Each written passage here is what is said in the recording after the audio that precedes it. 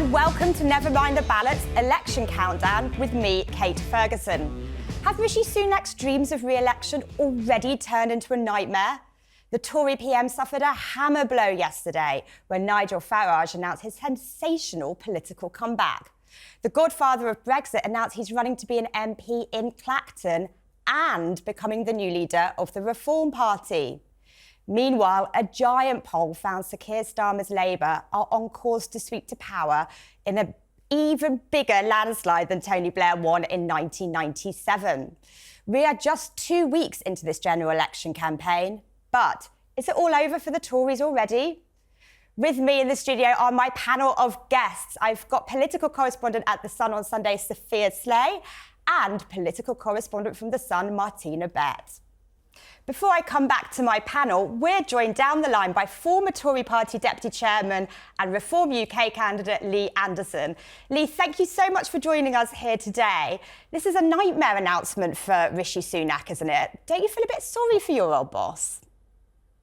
Well, that's politics, Kate. I mean, nobody's got the divine right to rule this country. Nobody's got the divine right to, assume they're going to be re-elected at a general election. It's good for politics, it's good for the country, and it's certainly stirred up a little bit of a hornet's nest. It's the political revolution that this country wants. The People's Army is on the march, and we've got the best general, Mr Farage. You talk about a political revolution there, Lee. What is that revolution? What do you want to see happen in the general election? You're using quite radical language there. It's not very radical at all, Kate. What I want to see is Parliament actually represent the people of this country. And we've seen it through the Brexit debate back in 2015-16, where the vast majority of Parliament, were Remainers. They didn't believe in Brexit, but the country did. And since then, the whole of Parliament have tried to thwart the will of the people. We've got Brexit done eventually. We did that in 2019, 2020 with the Conservative Party, with that massive majority that we've had. But all through this journey now, we see still the Remainers in Parliament are not happy. They do everything they can to possibly make it look bad, to say, I told you so. So now's the chance, once again, we've got another general election where the silent majority of people in this country want to have a voice. Because remember, Kate, on the election day, every man and woman in this country is equal. They all get one cross each. They can go out and make their voices heard. Do you think the Conservative Party have betrayed Brexit voters? That's what Nigel said yesterday. It's not just, there's some good people in the Conservative Party. You'll know that, Kate. I've got plenty of good friends in there. It's Parliament. And I think it is the Conservative Party at the top, not the the MPs on the back benches. There's some really good ones on there. That's really been fighting tooth and nail to get a proper Brexit. But it's the establishment, isn't it? Again, it's number 10, CCHQ, probably. They worry far too much, I think, about the headlines on the newspaper. They try and please far too many people. Look, I was taught early on in politics, and I've not been involved for that long, that whatever you do, whatever you say in politics, whatever political colours you wear, whichever way you vote, you're always going to upset half the population. You've just got to accept that and move on. Do you want to crush the Conservatives, Lee? That's another thing Nigel said yesterday when he announced that Reform are going to become the official opposition. They're going to crush the Conservatives. Is that your aim this election? My aim is to get re-elected, Kate, in Ashfield. My aim is to be the opposition, the Reform Party be the opposition. I've got plenty of good friends in the Conservative Party, as has Nigel. I don't want to crush people individually. It's the ideology they've got at the moment. It's the way they go about the business. It's not good for the country. People are saying to me on a daily basis, there's no difference between the two main parties. That's the bit we've got to crush. Could this have been avoided, Lee, if the Tories had offered Nigel that deal, done that kind of pact, or offered him something? Could this whole situation have been avoided? I don't know, Kate. The Conservative Party have, and they were very good to me, so I don't want to diss them too much, but they will not do deals, Nigel stood down in about 100 constituencies, I think it was, in 2019. He left the incumbent MPs alone. But what did he get in return? He got nothing, absolutely nothing. And, and his ex-Tory colleagues, texting me now and ringing saying, what can you do? Can you step down in my seat? Well, I'm sorry. Can you step down in my seat? And the answer is no. Right, there we have it. No pacts from Reform. Thank you so much for joining us today, Lee. Thank you, Kate. It's a pleasure always, as you know. And now we're joined down the line by the Conservative candidate for Lewis, Maria Coldfield. Maria, thank you so much for joining us today. Good morning. We've seen that news overnight, haven't we, that a poll is showing Keir Starmer sweeping to power with a bigger majority than Tony Blair, and Nigel Farage announcing that comeback. Yesterday's a nightmare day for the Conservative Party, isn't it? Well, the polls are not really reflecting what I'm experiencing on the doorstep. There's absolutely no love for Keir Starmer. In fact, there's a dread. And with events over the last week, with the Angela Rayner incident, when she was, she kind of overtook Keir Starmer and overruled him. And she did that yesterday over Trident and nuclear missiles as well. I think people are worried who actually wears the trousers in the Labour Party. So on my doorsteps, and I'm a fairly representative seat of the rest of the country, there's not that love for Keir Starmer that the polls seem to be predicting. And that may be because many polls do not look at undecided voters, only people who've already made up their mind. And so I think there is a lot to play for here. And, if the polls are correct, what does that say for the future of this country? That Keir Starmer, that hasn't got a plan for the NHS or immigration or defence or the economy, could potentially be Prime Minister. And that is starting to focus people's minds. So those people who are not yet decided over the next few weeks. Maria, sorry to interrupt you. You say that you think you can still win this election then. I mean, you're 20 points behind in the polls. It's Rishi Sunak that's not popular, isn't it? Not Keir Starmer. Well, if you look at, previous elections, you look at the John Major election in '92, he was never predicted to win that, and he did. You look at when I was an MP and there was a snap election in 2017, Theresa May was 20 points ahead of the polls when she called that election. And, we had to do a deal with the DUP to form any sort of majority. So things can change pretty quickly during an election period. But people have a choice to make, and if they'll either have Keir Starmer or Rishi Sunak as their Prime Minister on July the 5th. And I would say to people, whether they're thinking about Labour or Reform, to look at their policies and what will that absolutely mean in terms of delivery. Maria, Maria, you mentioned Reform there. I wonder, are you nervous any of your Conservative colleagues could jump ship now Nigel's announced, and maybe even do a kind of last-minute defection over to Reform? Well, I don't think that's something that's on the table. People have a choice to make, and Reform, and I've got a lot of respect for Nigel. I'm a Brexiteer. I fought for Brexit. I campaigned for Brexit. I voted for Brexit. I didn't vote for Theresa May's deal. I resigned over Brexit. So, no one needs to give me any lessons about how to campaign for Brexit. And, the thing I would say is Nigel says he wants zero net migration, but how is he going to achieve that? What are his policies? Because we have tried significant policies and we're making progress. You talk about immigration there, Maria. You've got a policy announced today, which is you're going to introduce an annual cap on immigration. The idea is that Parliament would vote on that each year and you would bring it down. But, a big but here, you don't say what your target is for immigration, what you want to bring it down to. Why are you refusing to put a number on it? Because we would do that on an annual basis, depending on the needs of the country at that time. And the Migrant Advisory Committee would look at the net migration figures that we need to be looking at, and then would advise kind of what those figures should be on an annual basis. But if you look at what we've done in the last 12 months, the work we've done on cracking down on visas for dependents, whether that's students or whether that's NHS workers even, which some people really criticised us for, that is bringing down migration, and it's estimated that net migration will fall significantly towards the end of the year. So the plan that we've got in place is working. We've stopped 36,000 crossings from France. You say the plan is working, Maria, but you've promised to bring immigration down in, I think, every Tory manifesto for the past decade. You've never achieved it. I was speaking to one former cabinet minister last night. He tells me this is all too little, too late. What do you say to that? Well, for the first, up until 2020, till Boris came in, we couldn't do anything about immigration because we're members of the EU and we are signed up to freedom of movement. So, before 2020, that's why we had a referendum. That's why I supported Brexit, because I wanted to get back control of our immigration policy. Since 2020, we've had a number of unfortunate international events. So we took thousands of We took thousands of people from Afghanistan who helped us during the Afghan war. We also took people from Hong Kong. And the point is, isn't it, those numbers have kept climbing. I mean, you talk about yourself. being a Brexiteer?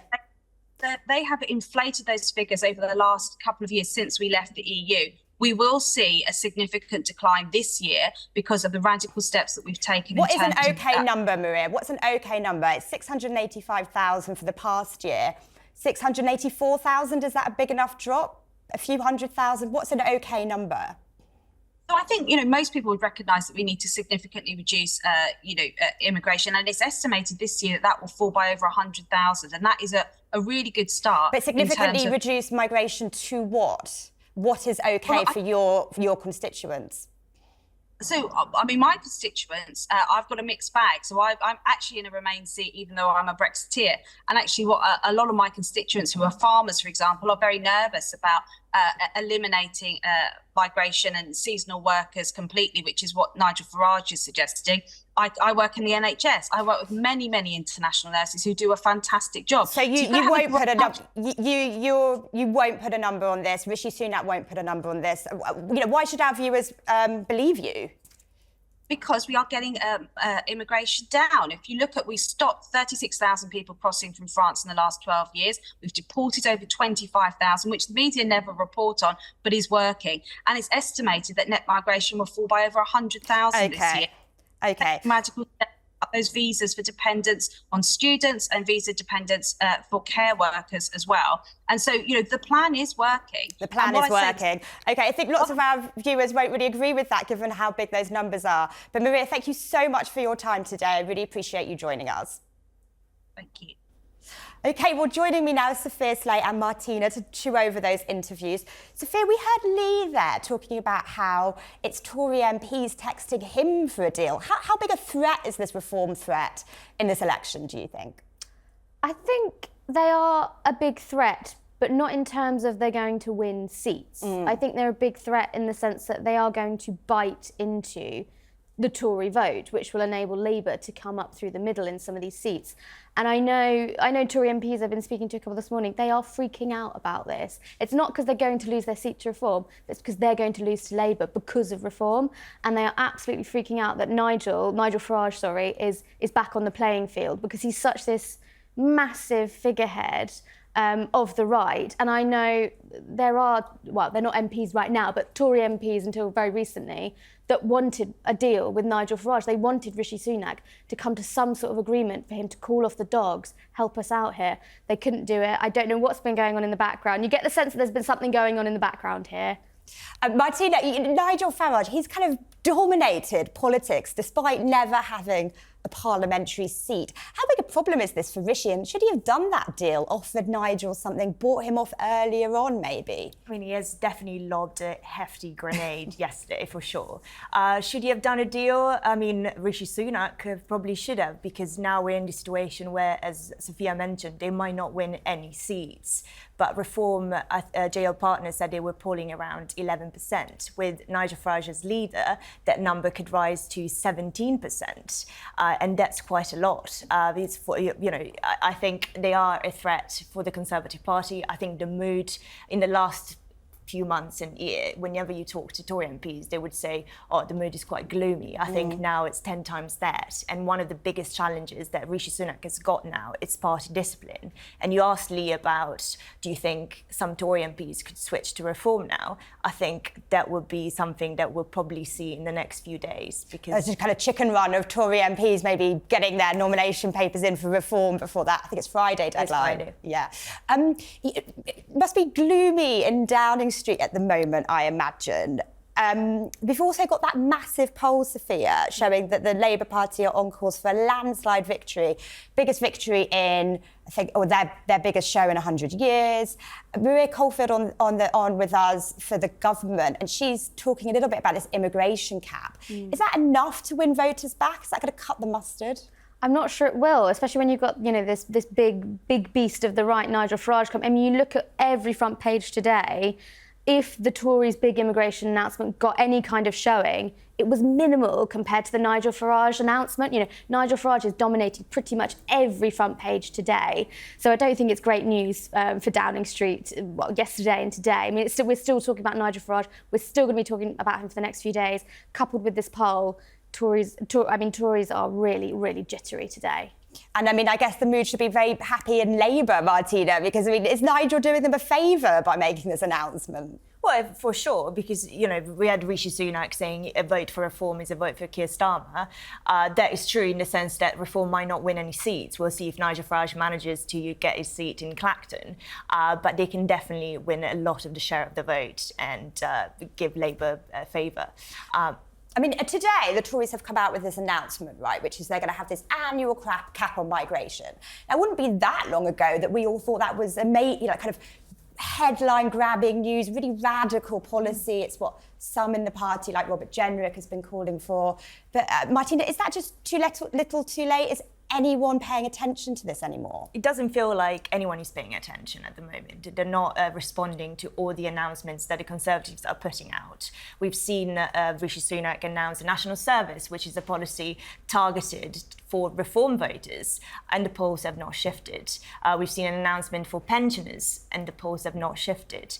And I think what is quite interesting about Nigel Farage, I feel, that it's not been talked about enough, is that he's got a pull with young voters, something that the Conservatives and Labour have not got. And Nigel Farage in the last few years has managed to pull that Gen Z vote. We've seen him on TikTok. He's got 600,000 followers. Compared to Labour or the Tories, which have got 100,000, and they've only started a TikTok accounts. It's got no comparison. Sophia, just quickly from you, is it too little too late, this immigration policy, or could this win over some of those people toying with going to reform? I think people have stopped listening to the Conservative Party, but what I will always say in British politics is anything can happen. If we've learned anything over the last few years, it means that anything is possible. So although I think people have stopped listening, I would also say don't underestimate the Tory machine. OK, well, there you go. They are the most, I think, successful political party in Western Europe in terms of elections. Now it's time for a quick look at the best moments of yesterday. And up first, it's Cabinet Minister Grant Shapps, who was called live on air by Sky News, telling him that he's predicted to lose his seat in that giant poll they've conducted. I think we can see a clip of that now. Hello, Grant Shapps. You're live on Sky News. I'm in the studio with Sophia Ridge. Have you just seen that you're about to lose your seat according to the Sky News YouGov projection? He just put the phone down on me. Right, so your chance to clear up what happened. Did you know that he was on air at the time? Putting aside what Ofcom would say about doing that, I hadn't realised Sky turned in some sort of Michael McIntyre big show and was putting people straight through on air. I was actually coming on this evening, and so I knew I was coming on this evening. I thought we'd have a chat about the programme. But there I was suddenly presented with the opportunity to go live on air. Martina, he takes everything pretty much in good form, Grant does. Absolutely. We were all reporting, weren't we, not that long ago, that Grant's actually eyeing up the Tory leadership if Rishi Sunak ends up going after the election. But here we find out he might not even have a seat. I know, schnapps for Shapps. That's what apparently he was organising with lots of Tory MPs. But, I don't blame him for putting down the phone on some coats. He probably just found out that he was going to lose his seat. That must sting. And he needed a bit of time probably to chew over the fact that he might no longer be a Tory MP. So I feel quite bad for him. Bruising news for him yesterday, certainly. And we also saw yesterday, didn't we, Keir Starmer make that big national security pledge. And there was this moment, which I think we've got a video of, which has him in front of veterans who are running for the Labour Party in this election. And Martina, just to come back to you, have we seen Labour turn a corner? It seems like a million years ago that Corbyn was leader when you see images like this. Well, of course, we had the Diana Abbott row last week that has sort of dominated the newspapers, and that's not what the Labour Party wanted. But, back this week, they're talking about defence, they're talking about national security. Starmer is very focused on trying to restore trust, and that's why we haven't seen the same number of announcements coming from the Labour Party. They're just rehashing things that they had already announced previously. But I think Starmer thinks that the biggest challenge they've got is trying to restore restore that trust. I mean, we heard John Healey, I think, the Shadow Defence Secretary, mentioning the word patriotism, I think probably 6-7 times yesterday. So they're trying to put these words out to convince the public. Sophia, I mean, has Keir done enough to show voters, readers, viewers that Labour can actually be trusted with national security? I'm not quite convinced yet that he has convinced the voters, because you look at some of his shadow cabinet members, they voted against renewing our nuclear deterrent. The Tories are very keen to point that out. And soon after this, the set piece that we just showed on screen there, soon afterwards, I think Angela Rayner, the deputy leader, gave an interview on screen, and she talked about global disarmament. I mean, who's in charge here? Who's calling the shots? Yeah. And I think we've got another clip now, which is from the Lib Dems. So Rishi Sunak was doing a media round yesterday, a clip to camera. But you can just look in the background, can't you? The Lib Dems photo bombing with their own placards. Sophia, the Lib Dems are, they are masters of the photo bomb, the photo op. And it seems that there's nothing they won't do to try and get a picture in the newspaper or an image on camera. This is absolutely cracking me up. I think they're getting us all to... I mean, I'm not sure how seriously the voters are taking it, but they are certainly helping us journalists get through this general election campaign by putting a few smiles on our faces. Yeah, because Martina, I think we've seen Ed Davey go down a slide. He's sort of deliberately fallen off a paddleboard. Yep. But, I mean, are the Lib Dems just a kind of joke party, or can we take them seriously when they're doing things like this? Well, the thing is, if they don't do things like this, we might not cover them. So, by doing things like this, we're talking about it now. And I love the quote that Lib Dem put out yesterday. It was like, after the stunt they did, they said, this is another small boat that Rishi Sunak can't get rid of. They managed to get a bit of politics in there. And then we've got one last moment from yesterday, which is Tom Cruise, that Hollywood star, is seen leaving a building and he's going into... Well, is it his car? No, it was Rishi Sunak's car. So he nearly ended up in the Prime Minister's car. Sophia, I mean, this is a bit of an obvious joke, but is it mission impossible for Rishi Sunak to win the election now? I think that might be the headlines tomorrow, mightn't it? Bless him. That's a great clip, though, isn't it? The Hollywood star trying to get in the Prime Minister's car. And Martina, I mean, is there any hope for Rishi? They're 20 points plus behind in the polls. What can he do to turn this race around, do you think? I think that's a $1 million question, isn't it? What can he do? I think, as Sophia mentioned earlier, we've seen an acceleration of politics. As you said, Jeremy Corbyn was leader in 2019, right? Anything can happen in a general election campaign. At the moment, it does not seem likely that Rishi Sunak can do anything, so we'll have to see. We haven't heard him talk too much about NHS, education, jobs. It's been national service, immigration. Maybe do you think he should lean into one of those topics? What topic do you think people want him to say more about? Well, I think one criticism that has been lobbed at him is the fact that he hasn't chosen what voter base he should focus on, right? Because he tried to do that with he said he was the party of change at the Tory conference. Then he got David Cameron back in. Now he's trying to lure red wall voters with the national service. So he hasn't focused on a single strategy, right? He's been a bit all over the place. I wonder if now, with Nigel Farage back, he's going to focus on trying to stop him going even more right. Do you think he's going to tap to the right even more, Sophia? I wouldn't be surprised if there's a kind of one-upmanship in terms of those kind of policies that Reform might look at, kind of a competition and arms race on sort of immigration and things like that. But how that goes down in the blue wall, which are the areas that they're actually trying to hold on to, I would question as well.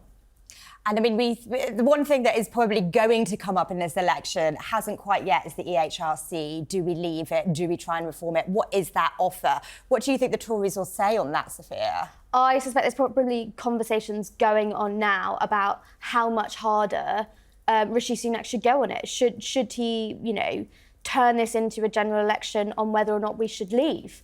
Another leave or remain kind of election, heaven forbid. But I'm sure those conversations are ongoing now, and we could see before some of the sort of softer, the sort of blue wall, the One Nation, sort of more left-wing Tories were softening because they really know they're going to lose their seats. They're terrified of this election, so they may fall in. So a lot of work for the PM and the Tory party still to do. Thanks so much for joining me, guys.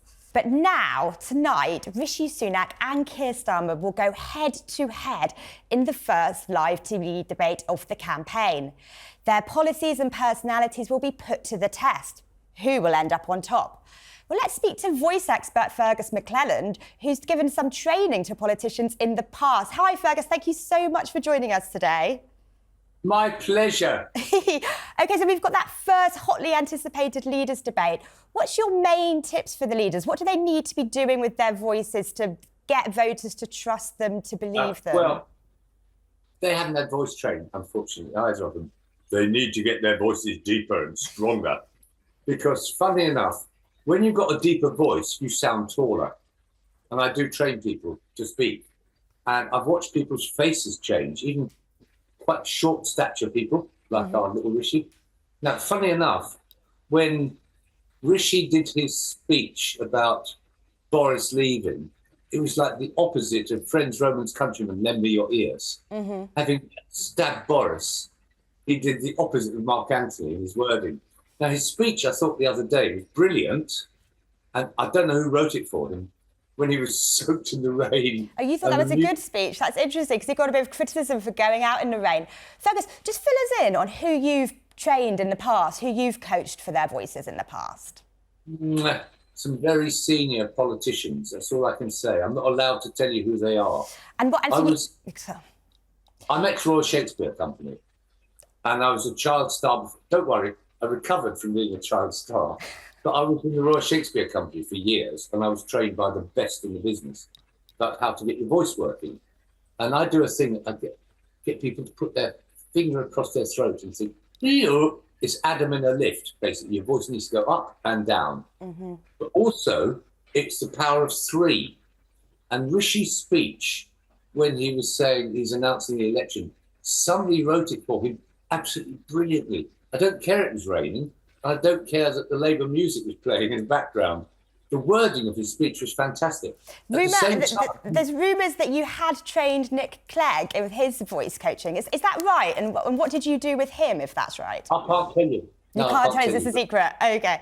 If you had Rishi... I did go, I was on LBC at the time, and I called them the three tenors, because it was Cleggy, Weggy, Cameron and Brown. And the three of them were there for 6 or 7 weeks, and I did the show every single week, having watched them. Now, Clegg cleverly said people's names from the audience, and I mentioned that, and suddenly the others are doing it as well. Yes, Tom. Thank you very much for your question, Tom. It's, oh, it's a human being. He likes me. But what I'm seeing at the moment, like you've been having a brilliant conversation just now. You've had like two sea lions attacking each other. Brr, brr, brr, brr. So you've got Starmer and Sunak, and you've got in comes the disturber, Nigel. Basically. Nigel, the disturber. And he just steals the fish. While the two of them fight each other, he steals all the fish. Fergus, I've got to ask you, who do you think has had the best political voice? So if we can pick someone from the past, and then out of the current crop of leaders at the moment, who do you think is best and worst? Interestingly, Churchill had a very bad stammer. If you've ever seen the film The King's Speech, he was taught by the same chap, Logue. He was an Australian theatre actor, a top Shakespearean actor. And he was taught, if you release the right side of your brain, you're speaking very well. And Churchill was taught by Logue. Ah, I see. And out of Rishi and... OK, we've got Rishi Sunak, we've got Keir Starmer, and I guess now we've got Nigel Farage. Out of those three, who's the best, who's the worst, and what do they need to do tonight? Farage is a very powerful voice person, and he speaks like this all the time, and he always gives his point. And you've got Starmer. I'm Keir Starmer. I was a lawyer. I was a friend of Corbyn, but not that type of friend. What? No, it doesn't work. Rishi is reasonable, but there's only one who beats them both, I'm afraid. It's simple. The one with the powerful voice, the one who says this, the one who says that. And they can't handle it. They really can't. And remember, so many of them are about to lose their £80,000 a year jobs, aren't they? Yeah, so you think you think Rishi and Kim might be in trouble if they're sharing a kind of stage with Farage in this election? They will be in trouble because he's got nothing to lose. Yeah. And they've got mind you, they'll both go off on the speaking circuit like Tony Blair did and make a fortune as speakers. I do know the speaking business. And Fergus, Tony Blair can get 100 grand for one speech. Oh, lovely. Good work if you can get it. Thank you so much for your time. Really appreciate you joining us today down the line. So, Sophia, Martina, we heard there some tips on how important the voice is in leadership debates. Sophia, I'll come to you first. Who do you think's got the most work to do tonight? Oh, that's a good question.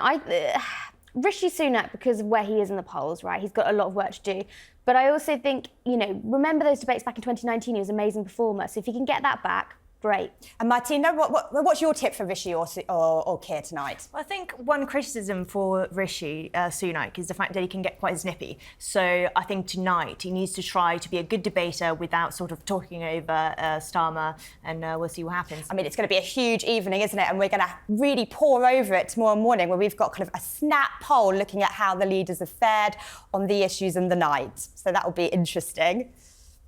Thank you, Sophia and Martina, for joining me. This was Never Mind the Ballots Election Countdown. Remember, subscribe to us on youtube.com/sunelection to watch more.